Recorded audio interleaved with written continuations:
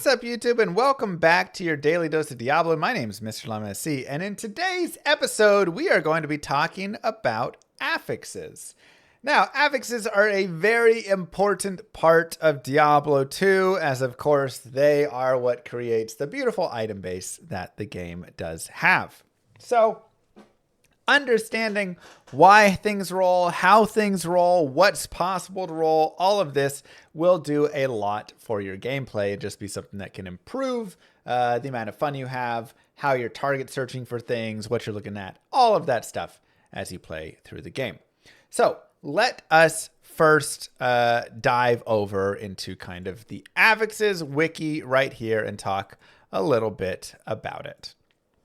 So first, affixes are, again, what spawn on items. I'm just going to put up a random item right here. Here is an item in Diablo 2. This is just a random rare belt. It rolled attack rating, enhanced defense, strength, stamina, light res, attacker takes damage of 1 and 1 to light radius. Now, items are going to be rolling with up to 6 affixes. However, it's also important to note that sometimes a single affix will have multiple parts to it. So it will be, you know, something like, let me grab Jmod. 30% faster block rate and 20% increased chance of blocking are all a part of the deflecting mod, and then the jeweler's mod will give it the 4 open sockets, right? So a single affix can sometimes have 2 parts to it in Diablo 2. Blue items will roll 2 affixes. Rare items roll 1 to 2. Rare items roll up to 6 affixes. 3 to 6, I believe. And again, this isn't nothing is 100% universal on it. For instance, jewels, rare jewels will only roll up to 4 affixes, unless you go back to the really old days. Let me see if I can find of like Diablo 2 LOD 108, where I really would love to find this, where you could actually roll 6 affixes on a rare jewel.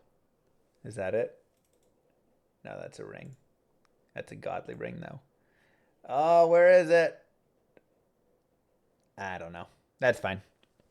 So you used to be able to roll that. But, again, this is... Look at that ring. Oh, that's so good.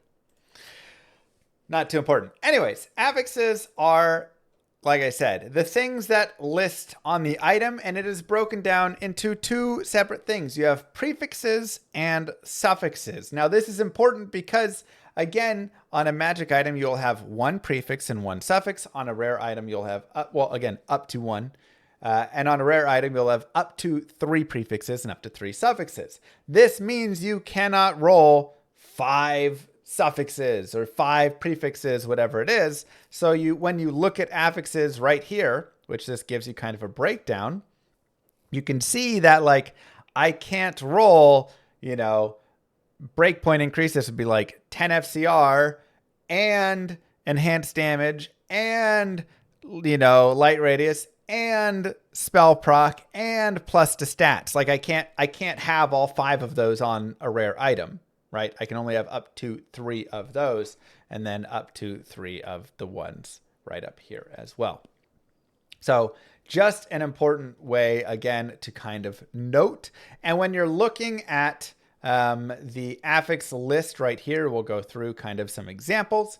It's important to also note what it's saying and how it's talking about it. So for instance, let's just take a look at, let's start with the sockets, right? So added sockets is a prefix. This means you have to have one of your prefix slots to have these sockets on the item. This is how sometimes items come socketed. And again, this is where people sometimes get confused and accidentally make rune words that fail because they make it in an item that is blue and it has this, jewelers or artisans or mechanics, right? So if an item gets a prefix on it right here of added sockets, That is different than taking an item and then socketing it in the cube or at Larzik or whatever it is, right? This is a roll that just occurs. And it's also something that can only specifically occur on these items in this way. So for instance, mechanics, you can always get one socket through Larzik or punching it through with your cube, whatever, but you can only get 2 sockets on a rare item by getting the mechanics roll. Artisan 3 sockets, jewelers 4 sockets. These can only occur on a magic item by having this prefix roll. Otherwise, you can only get your 1 or up to 2 sockets in your magic items. Larzik has a 50-50 chance of giving 1 or 2. So, like I say, when we look at this, this will tell you what the affix is, what it does, and then the item type and what it can, the level, and then the rarity. So that's the 3 things you're looking at right here. So this says a body armor of level 10 that is rare can get mechanics, and it rolls 1 to 2 sockets. This is rare or below. So this is also magic, right? So here you can see body armor level 33 and body armor level 55. This is not required level, by the way. This is going to be getting 3 sockets, 4 sockets, but you can get a mechanics, leather armor, whatever it is, that is level 10 right there, and it can be magic or rare. So what does this exactly say for this?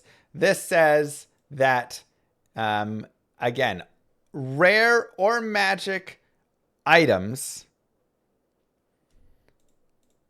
can get this mechanics roll on it if they at least have this for armors, circlets, helms, shields, and weapons.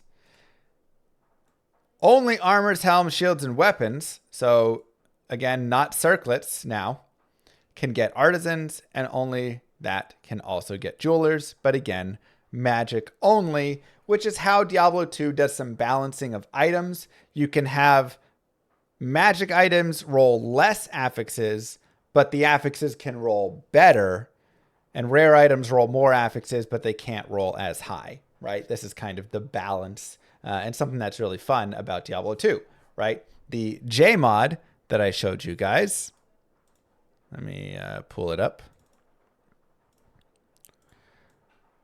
The J mod can only exist as a magic item. You cannot have this as a rare item because you cannot get the rolls, right?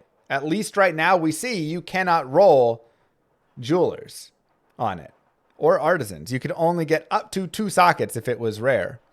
And then can it also get of deflecting? Potentially, we'd have to go down and look, right? Why is jewelers showing on helms even though it can't be 4 sockets? So you can have a helm that will roll jewelers, but it'll just still add 3 sockets. That's a good question. Yeah. The way the game kind of functions is it will still be able to roll jewelers, but then after it does its rolls, it takes into account the actual item's limitations. So because shields get 3 sockets max, helmets get 3 sockets max, it'll just give 3, but it'll actually still say jewelers. So you'll have a jeweler's helm, and it'll be just like an artisan's helm. They'll both give 3. So it can roll the affix technically, and it would have been 4 sockets, except helmets have a limitation of 3 sockets max, so it only gives it 3. Just a way that the game functions. Now, let's get down into attack rating, because this kind of goes into some crazy stuff. And then I want to talk more generally about like all the affixes and what they do and stuff. So here you can see attack rating, and you have all the affix of bronze, then iron, then steel, then silver, gold, right? This is just the name over here on this left side. So again, whenever somebody says, you know, jeweler's monarch of deflecting, they are referencing jewelers, because for blue items, jewelers is going to be your prefix, monarch is the item, of deflecting is the suffix. That's how blue items are named. Rare items are just random names that are pulled from whatever, but blue items are very specifically prefix, item, suffix. So if I say Ruby Jewel of Fervor, you will know I'm talking about this, right? Because Ruby is enhanced damage, 31 to 40%, and of Fervor is 15 IAS. Now, I could also be talking about, wait, where is it? This, because Ruby Jewel of Fervor actually also, Ruby is the affix for fire resist, which is kind of funny. So it's kind of funny they named it both the same, but the idea still stands. It takes the prefix name, the item, and the suffix name. That is how it is. Does it always roll 40 ED? It does not. And again, you can always search that. So I can literally search Ruby, and it says, okay, here is a Ruby Jewel of Fervor. On a small charm of level 40, it's 10 to 11% fire resist. On a large charm, it is 13 to 15% fire resist. I guess I was wrong in speaking about jewels, because Garnet is actually 5 to 15% on jewels. So I was wrong on that in my previous one.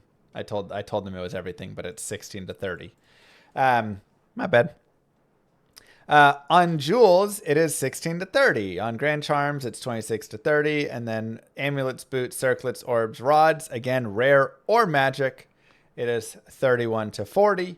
And this is all the ruby. So here again, you can see the different types are going to be different for each of these. Right? A large charm cannot roll as much fire resist as a grand charm. A jewel rolls a different amount of fire resist than an amulet, etc. Right? So again, whenever you look, this is always how you want to take a look at these pieces. But again, if we go through Ruby and we go all the way down, Ruby is also 31 to 40% enhanced damage on jewels of level 66 or higher. So it'll roll in this range. If it rolls 25% enhanced damage, then it'll be a Realgar Jewel of Fervor if it's also 15 IAS. Right? And again, also showing Cinnabar, Rusty, and Realgar can all roll on rare or magic jewels, but only Ruby can roll for a magic jewel. So if you want to really get the most ED out of your jewel, then it has to be a magic jewel rolling this Ruby. So, like I say, when you look and are looking through all of these pieces, again, it's showing kind of the base level of the affix. This is like bronze is your lowest level, but every item is going to have a different level of that. So a small charm is 2 to 12, but a large charm is 4 to 25. They're both the lowest form of attack rating that you'll get on the item, but it's just going to be different depending on the type of charm that you actually drop, right? Or item that you actually drop. Anyways, let's go through, now that you kind of have that understanding, again, when you're building out an item, a really important thing to do is to just look and think about the item and, think, okay, if I want to get Jeweler's Wormhide of Stability, right? Stability is only going to be happening, or, it's 24 hit recovery. Can you get that? Actually, you probably can get that on a rare item, right? Let's go take a look. Stability does roll on rare items as well. So you actually can get that. But again, you cannot get the Jewelers on a rare item. So just something to remember and something to think about. Now, let's talk more specifically about what each of the affixes does, because this is something that somebody had a question about, and I feel like it's actually important to give an understanding of what they do and what you're specifically looking for and all of this stuff. So, add sockets, pretty generic and basic. It adds sockets to an item. This is one of the best affixes to exist in the game when you can roll the high levels, right? Some of the best items in the game, actually like the best rare items and magic items in the game, have this prefix on it. Getting jewelers on an armor, right? So jewelers, Plate of the Whale or whatever it is, where you get 4 sockets, and then you have 100 life on a body armor, and then you can put whatever you want in there. A lot of times you put 15 ruby jewels of fervors in there or whatever it is. You can do of stability as well if you want the hit recovery. Jeweler's mod of deflecting right there if you want to have the really high block, and you can put like facets in that. So this is godly, but additionally on that insane item that sold for like $50,000 or whatever, crane beak. What was it called? Crane something. I don't have it. I have it somewhere.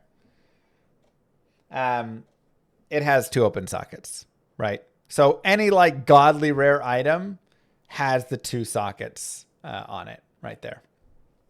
So this is super good. If you roll the 1 open socket, it's kind of garbage though, because again, that's just a waste of a prefix. You could always go punch 1 socket in any of these things. But if you can get the bonus rolls, it's really good. Additionally, if you can get, an artisan's, there's a lot of like circlets, right? That are, 3 open sockets, and then also have faster run walk, or also have plus to life or whatever. Those are also really good. Attack rating is, decent, right? So attack rating is based off of what is your chance to hit a monster. And, the chance to hit formula is exactly as follows. Text. Right here.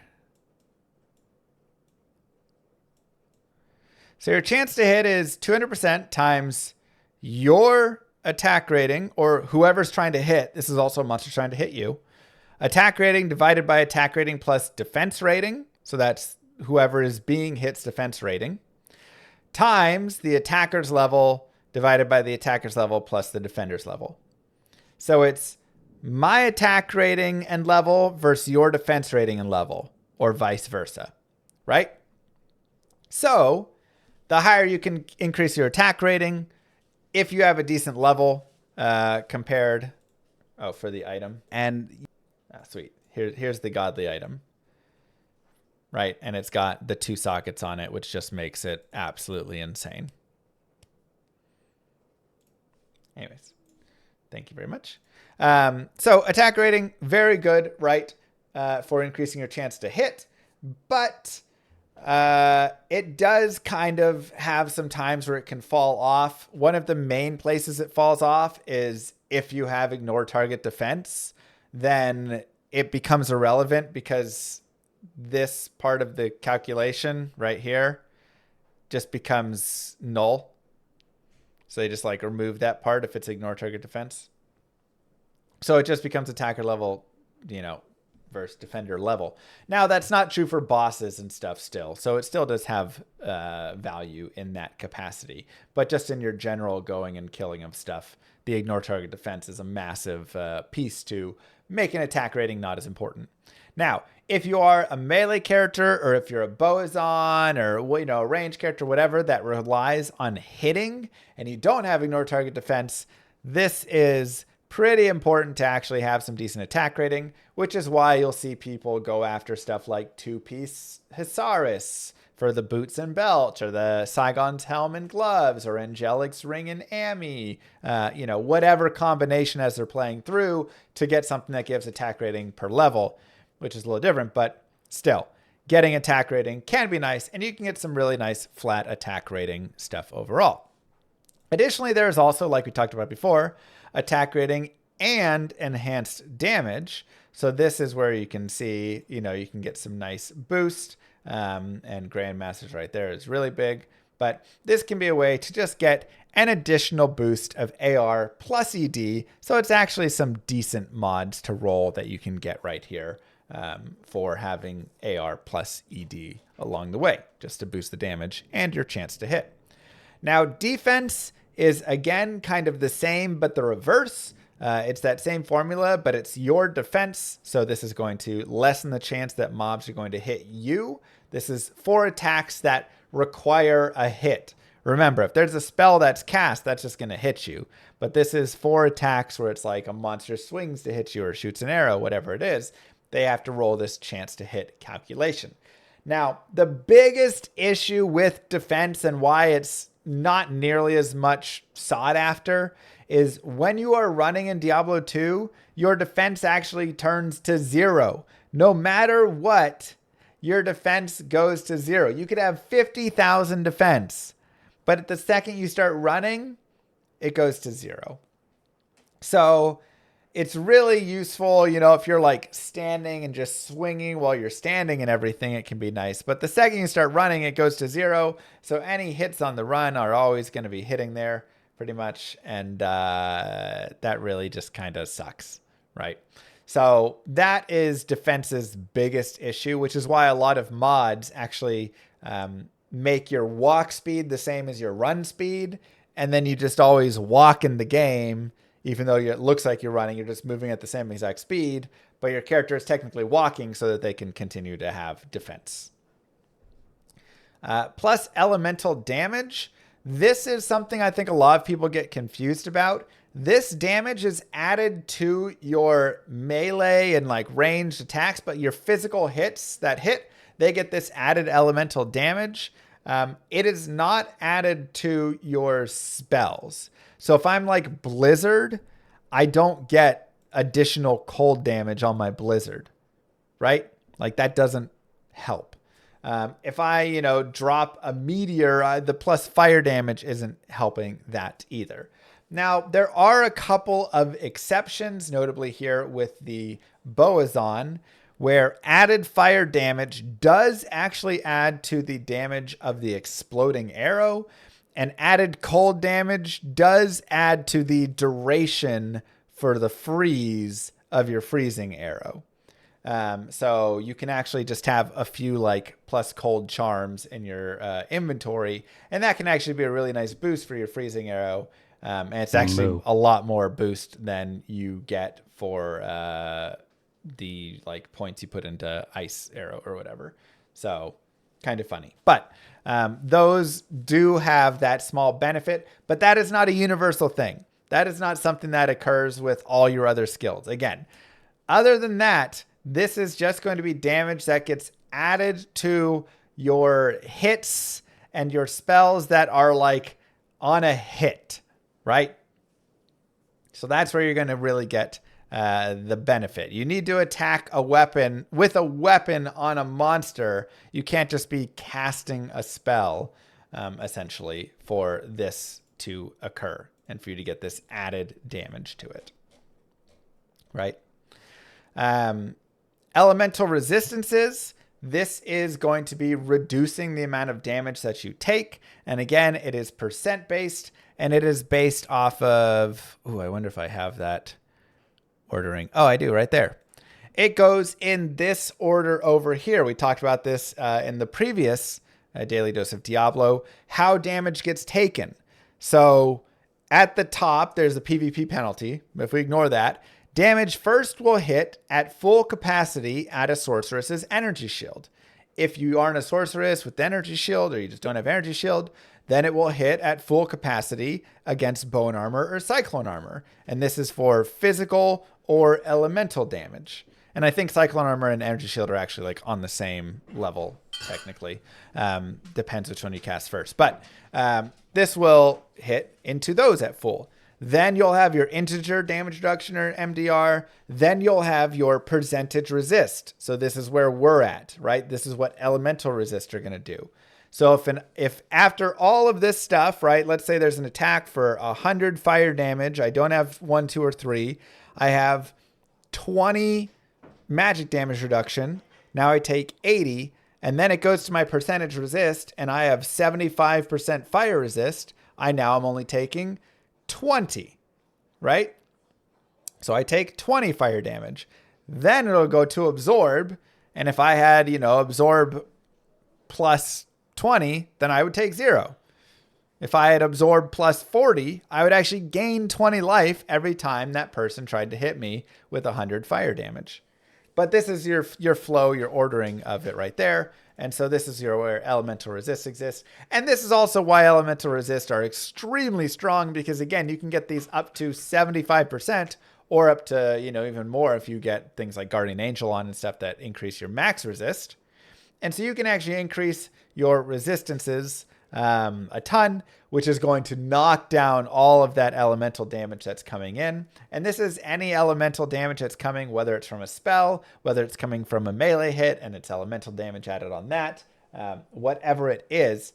So this is why we always say stack your resistances up. And I try and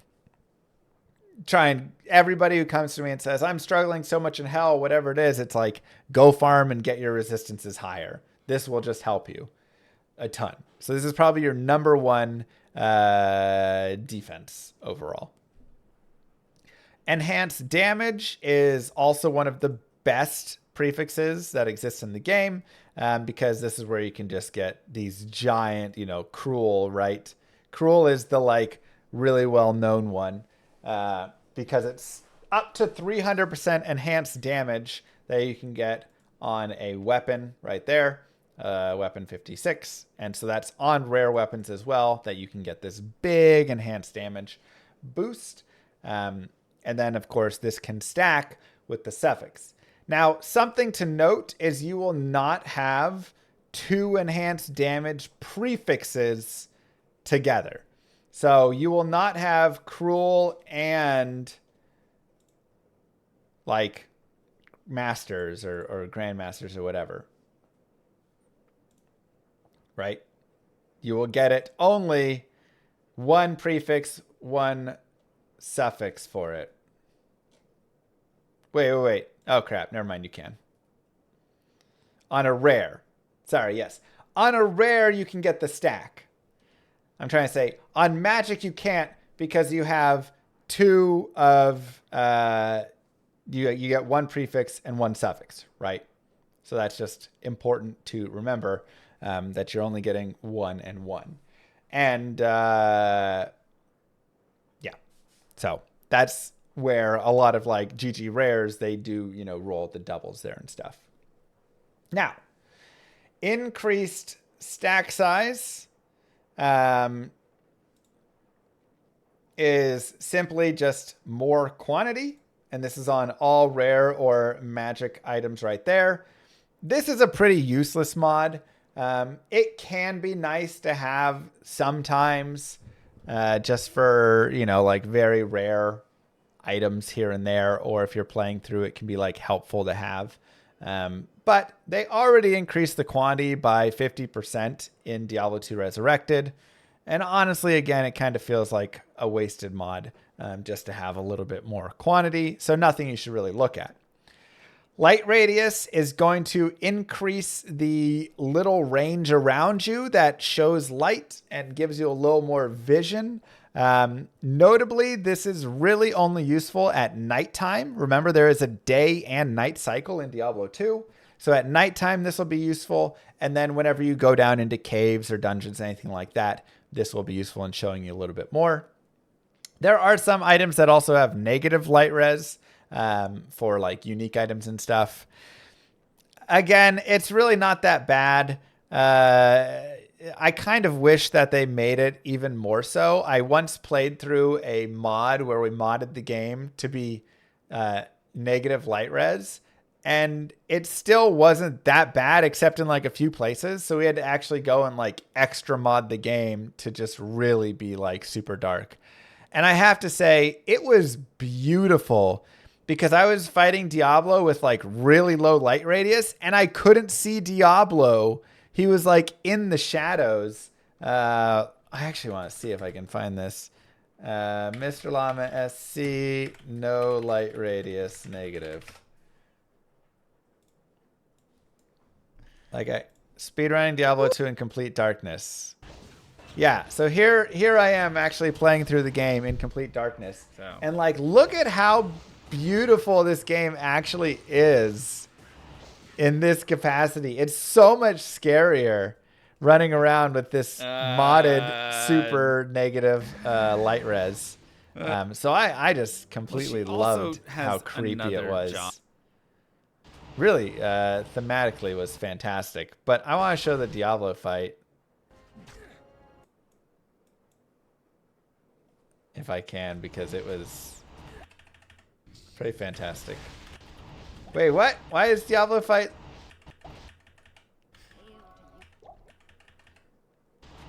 Oh, never mind. I really thought the Diablo fight was super scary. Maybe I did it again in D2R.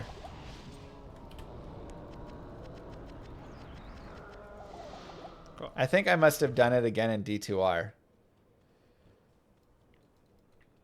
But yeah, it was a very cool run because again, just like look how creepy and everything this whole run is with this darkness. So I wish it was more as such, but unfortunately it's not.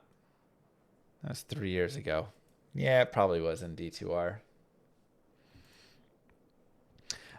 Anyways, Magic Find, again, fantastic. This is one of the best things that you will have. A lot of times, though, you're just going to be getting Magic Find more so on like uniques and things that you'll have. But it can be useful to get on other pieces. And for instance, getting the fortuitous, a fortuitous ring of fortune, for instance, is a blue ring that has both a prefix and a suffix of Magic Find, and you can actually get more Magic Find than you can get on a Natal ring. So if I look up, this is, let's say, right, 15%, and then if I look Fortune, this is going to be a suffix, and you can get on rings up to 25%. So it adds it together. You can get a fortuitous ring of fortune, 40% Magic Find, blue ring. And again, that's 10% more than you'll get on a Natal ring. That's the most Magic Find you can get on a ring.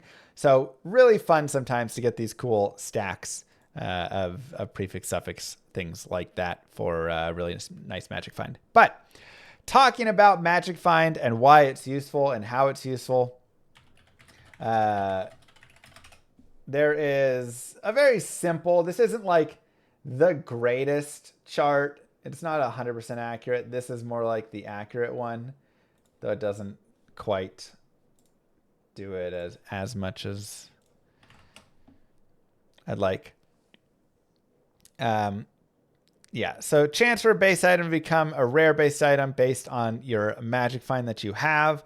There's actually some whole weird whatever way that it goes. And again, this is a more accurate one, but I prefer this one because this at least gives the general idea. Right, so it's not 100% accurate. Pavkey's chart is more accurate, but this gives your general idea for Magic Find and how it functions. So the more Magic Find you have, the higher chance that an item is going to be magic. Now remember, this is going to be on all mobs, but remember that like bosses and Dariel, Mephisto, all that always drop at least a magic item. An item cannot drop that is white from them unless it's like a potion or whatever, right? That can't roll, gold. But they will always drop all their items at least magic. But for everything else, it is going to be a pretty straight line of everything just increasing its magic. However, your chance to get uniques and sets and rares will be dropping off the more Magic Find that you have. So the general idea is getting those first few points of Magic Find are the most crucial, which is why I always say if you're doing a playthrough, whatever it is, go shop really fast and just buy like 15% Magic Find gloves in Act 2 of normal, right? Like whatever. Put on those early sources of Magic Find. It will exponentially increase, just massively increase the number of uniques and sets and rares that you're going to be getting throughout, and even magics, but especially those that you'll be getting throughout the run, because the first point of Magic Find that you put into is going to be your most valuable point. The second point of Magic Find that you get is your second most valuable point, continuing on and on and on, till eventually, right, it does fall off. And this is where like going from 600 to 800 is like the same as going from, 20 to 45 or something, right? It's like such a massive amount there for such a marginal increase, whereas you get just so much more in the earlier pieces. So getting that early magic find and getting up to, you know, a lot of people say like 200%, 200 to 300% seems to be a pretty sweet spot overall. Again, if you really want to get all technical on it, here is Pavkey's crazy chart with all of the stuff. So magic find, very useful, extremely useful early on. Mana, just flat mana. I would say this is a very underrated affix by most people that play this game. Definitely like focus on getting more of this, just add it on your items, because a lot of early game skills just require a lot of mana. And you know, you'll be chugging mana potions a lot, but if you don't want to just constantly be chugging, get more of this. Chance for monster to flee, kind of annoying. This again is going to be based off a hit, not based off a spell. So if you have something that hits a monster, even something like an exploding arrow, it has a physical hit first and also the explosion. If that physical hit of the arrow hits the monster, it has a 25 to 100% chance to flee, depending on, you know, what you get with it, or 12% to 100%. And it's just really annoying because then they run away and it's pretty difficult to deal with. So ignore this. Plus skill levels. This is going to be very basic. Plus to Amazon skills, bow and crossbow skills, assassin right, just all your basic stuff there. Remember, these plus skills do not add to synergies. These are just plus skills. The only exception to this is the druid. The druid's summon tree, all soft and hard points. So a hard point is a point you physically click into a skill. A soft point is a point that comes from plus skills. All soft points as well for the summon druid tree also contribute to the other summons as synergies. So you can boost those up with a bunch of soft skills, and that'll increase your summons, all of your summon skills, not just the one that it increases. Yeah. Also like masteries, but that's not the same thing because that's just like not really a synergy like the skill is. It increases damage rate. Stamina. Stamina is worthless. Plus max stamina just kind of sucks as an affix. So all it does is increase your max stamina. It's not good. Suffixes, attack effects. These are going to be ignore target defense, knockback, prevent monster, heal. Again, ignore target defense is very good. This is going to be super useful for, like we said before, your chance to hit calculation. It just removes your need for attack rating unless you're fighting the bosses. Knockback, kind of annoying. It only rolls on melee weapons there, but it also rolls on some set and uniques. It's nice to have on like a Boazon sometimes if you get Clegol's gloves or something for it, but it's really annoying to have on any melee character because then you constantly have to like keep chasing after them to hit and stuff, and it's pretty obnoxious. So kind of a worthless mod unless you're getting it on like gloves or something for your Boazon. And prevent monster heal will actually prevent the regeneration, and it prevents it for 80 minutes, 120,000 frames after a single hit, which means as long as you hit a monster and hang around them or have a TP next to them, for 80 minutes, they will not regen any life. Absolutely ridiculous. Now, where does this not work? It doesn't work on the Tristram Ubers or any of the like mini Ubers on the way there, but it does work on Diablo clone. So one of the best things you can do is have like an edge bow, or just you can go shop literally an item from, you know, Mala, whatever, that has prevent monster heal on it. And then all you have to do is hit Diablo clone one time and he will not regen for 80 minutes.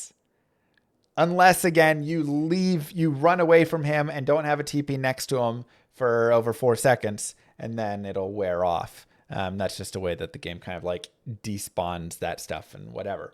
But if there's a TP near him or you're standing near him, he will not regen. So that's a way that you can kill declone with any character that like normally would struggle to break through his stuff.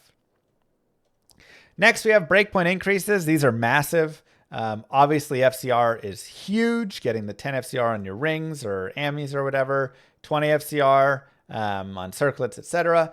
This all comes down to what breakpoints you need for different things. So, you know, you go to... With the druid thing, would let's something just say like like soft points to Icy rabies Veins, give Diablo benefits to poison 2, creeper? you Or is know, it only the synergies within the Sorceress, summoning Blizzard. tree? Simple build. Right? Hey, look, it's got a new look to it. How cool. You come here and you can look and see the breakpoints all right here. What are my block rate breakpoints, my cast rate, and my hit recovery? This is the number of frames to perform the action. Remember, the base of the game is 25 FCR, or 25 frames, excuse me, not FCR. So every frame is actually a pretty significant boost that you can move up. So getting, you know, even 10% FCR will jump you 2 frames on your casting, or your hit recovery right there. It'll jump you 1 frame there, 2 frames for 20%, 3 frames if you get to 37, etc. So just good to note these. And it's always good to remember that unless you hit this next breakpoint of the character, which again, you can always look up, all my Icy Veins guides have the breakpoints. Unless you hit this next breakpoint, it is worthless. So if I have 63 FCR or 104% FCR, it is the exact same. I am still performing every frame action at 9 frames. It's not until I get 105 that I go down to 8. So just remember that when you're looking at items and thinking, ooh, do I need this 10 FCR on this item? Does it get you to another breakpoint or not? If not, maybe save it until you get another piece where you can combine them to get to the next breakpoint. Block rate is just your increased chance of blocking and faster block rate. So it drops the number of frames there. Hit recovery is when you get hit, how long does it take your character to recover? How many frames before your character, and this isn't when you get hit, this is when you get hit for more than 1/12 of your life pool, by the way. How long does it take for your character to recover from the hit before they can do actions again? So obviously you want to get, you know, a little bit more of this, because if you can't recover quickly, you can kind of get stuck, which can really suck. And then attack speed. I have an IIS calculator. You can literally look up IIS calculator, Icy Veins, right here. Increased attack speed would probably need its entire own video. But essentially you pick the class, you pick if you have any forms, you pick, you know, what skills, and then you pick what the weapon is, because each weapon has different, like attack speeds, essentially.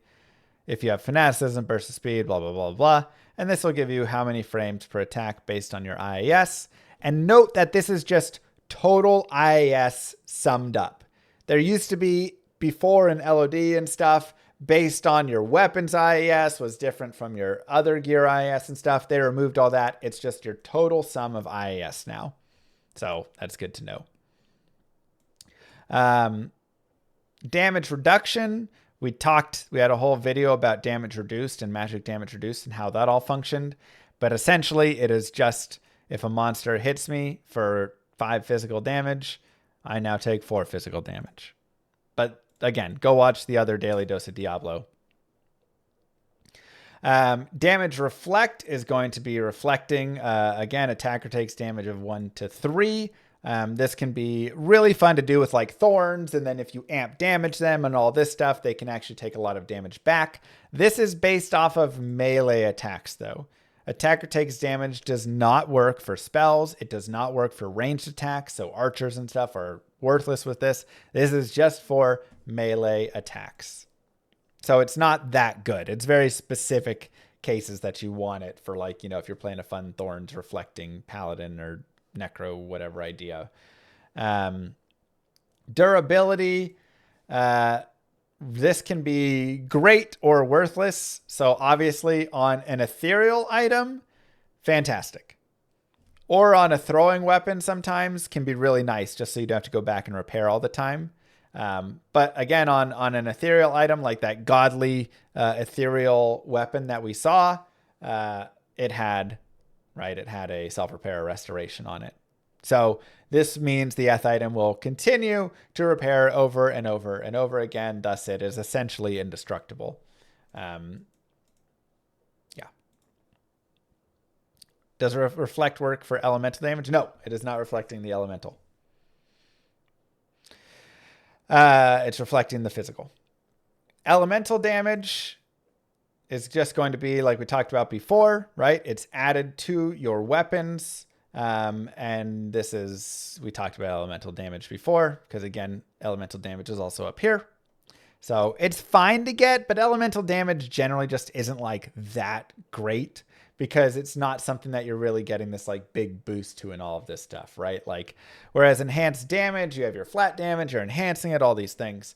Enhanced damage, again, this is really nice. And this can be either just ED or plus to max damage and plus to min damage. And these can be very good because of the way that damage is calculated, which... let me see if I can find. Damage is calculated as follows, starting at the top and then working its way down. So this means when you are adding damage, enhanced max damage on weapon, min and max damage added here, before you get to like this is overall enhanced damage on other gear. But the more that you can add stuff up at the top, the more bonuses it'll then get, right? Because then it starts to multiply as it goes through down to the bottom. So if you can get your increased base weapon damage or the ethereal bonus or enhanced damage on the weapon or added min max damage, all this stuff is really good. Or for instance, here's grief. Really, really good to come there, because then you get percent damage. Then you get the percent damage demons undead. Then you get deadly strike crit strike. Then you get right. But here you can see as magic, fire, lightning, cold, and poison damage. It's kind of right at the end there. Kind of sad. So adding a lot of flat damage and stuff is really, really nice for your melee and physical. Faster run walk, very underutilized. Just a godly skill overall, or affix overall. Rolls 10 to 40%, and just as it's super useful in positioning. So it's not just like people are like, oh, but I'm not a speedrunner or whatever. I'm just a caster. Why do I need it? I'm teleporting everywhere. Because there are plenty of times where you teleport, but then you need to adjust. You need to reposition yourself because there's some mobs there. You got to go down, go whatever. Having faster run walk and allowing yourself to adjust and be faster than the monsters gives you that time to turn and shoot again or do whatever you need. It's very useful. Do not sleep on faster run walk. A lot of times I'll take, 20 faster run walk over some boots with like dual res on them or something, because it's just super important. Item drops. This is just going to be gold, essentially, right there. It also has your more magic find down here, but extra gold from monsters. Good for a gold find barbarian.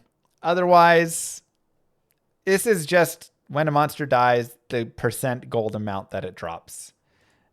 So, yeah. Life and mana replenishment. This is literally just replenishing life and mana on a tick rate as you are playing through. So a character's life doesn't naturally replenish, but their mana does. No matter what, any character, I believe, replenishes their mana in 2 minutes from 0 to full, no matter what their max is. But then obviously the more mana replenishment you have, the more your max is, all that stuff, then the more percent that you actually will be replenishing over and over. So a lot of times this can be useful for sustain, right? Having some mana replenishment plus having higher max mana, all of this stuff. Do I ever choose the extra gold stat for speedrun purposes? No. Because it's just like so little gold that you're really getting. It's like not a big enough amount, even with a little bit of like 40% extra or something. Maybe like chances or something like that could be a little beneficial, right? That kind of could be some gold extra added. But generally you don't want to be like running over constantly where all the gold is dropping all the time, Requirement reduction. We talked about this already. This is just, or not already. Yeah, we didn't talk about this one. This is just decreasing the stat requirements for an item, but not the level requirement. So if it's level 29 required, 100 strength, requirements minus 30% is still level 29 required, but just 70 strength, right? So it doesn't actually help decrease the level requirement there. But it can still be useful on some of the higher, harder to use items. So I don't hate it as an affix. It's okay. There's also plus light radius down here. Spell charges. These are going to be mostly worthless, with the exception pretty much of a couple necro ones getting like life tap or lower resist, or of course sorceress getting teleportation. Otherwise, or like enchantment sometimes. Otherwise, they're pretty bad just because what they actually give, you don't get any of the synergies or any of that for it. So it just becomes a lot worse, right? It's just like a level 5 ice bolt. It doesn't do anything. So pretty worthless with the exception of the few. Spell procs, these are going to be your chance to cast X. These can actually be really nice. One of my favorites is chance to cast Frost Nova when struck. This is super helpful for when you're playing through the game, and just a way that you can save yourself in so many deadly situations. So if you get hit, chance to cast Frost Nova slows everything down around you a little bit. Super useful. Love getting this on a playthrough. Additionally, these add together if you have the exact same thing, the same level, the same event when struck, and the same skill. So if I'm adding 2 level 3 Frost Novas when struck, I now get a 10% chance to cast level 3 Frost Nova when struck. So they add together. Plus to skills also do not benefit this. You don't get a higher level of Ice Bolt or Frost Nova with plus to skills. These are just independent there. But like I say, they can be nice to have, mainly that chance for Frost Nova. Sometimes like chance for amp damage on striking. The big thing is to note what it is. So, chance to cast amp damage on striking, really good if I'm constantly hitting mobs. If I'm a, character that doesn't really hit a lot, not very good. Chance to cast when struck, that means I have to get hit every time for it. Chance to cast on attack means even if I'm not successful in attacking, I don't get anything there. Yes, they do benefit from synergies, but they do not benefit from plus skills. That's correct. State length reduction. That's just like reducing your poison length. Half freeze duration. So just reduces the length of time that you have that. Actually can be useful. If you don't have cannot be frozen, half freeze duration is actually pretty nice early on. I won't lie. And then plus stats. These are going to be honestly really good because a lot of times getting plus stats is super helpful for many builds. One, plus stats can be increased damage. It can be increased attack rating. It can be increased life or mana, any of that. Right. So getting like plus to energy early on, I really love because this is giving you higher chance or higher mana, but also a higher chance that your mana potions crit. That's right. Potions crit. So this will increase your chance of that happening, which means you get double the mana from that mana potion. And same for your life with vitality, and your life potions can crit and stuff. But also again, just like having added strength, having added dexterity, and then obviously plus to life is just godly.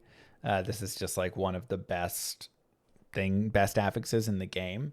So you really want to be rolling plus to life. You really want to be rolling plus to like strength, if you can, plus dexterity, whatever. They can just be super, super useful overall. Because even still, like plus to strength, that allows so much more of your gear to be worn. And if you're not putting points into strength to wear said gear, well, then that means you get to have those points instead for yourself to be using in vitality. So it's actually a hidden plus to life, right? When you actually think about it. Yeah. And then the last oops,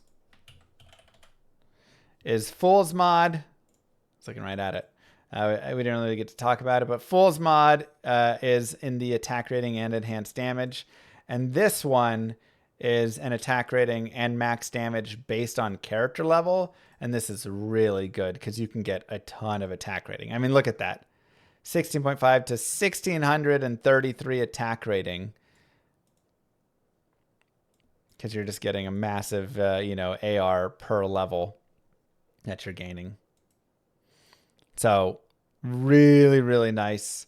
And then, of course, also the added max damage, which we talked about, the damage calculator before and the ordering of which that goes. So a lot of times, the Fools mixed with Cruel and stuff is kind of your like godly rare weapons. But this can be really nice, even if it's not mixed with that exactly, just to have on, a nice bow or something that you're using in the game for a really nice chance to hit. And you get some added max damage, which can be benefited later. So that is the list of affixes. There's also, of course, some unique affixes. I think I'll save that for another video. This just kind of goes through all the like magic and rare affixes, how they all spawn, kind of all the good stuff you're looking there. And that will kind of do it for Magic Rares today. So, GG everybody. This was your Daily Dose of Diablo. I hope you guys enjoyed. Don't forget to like and subscribe. And I'll see you guys next time.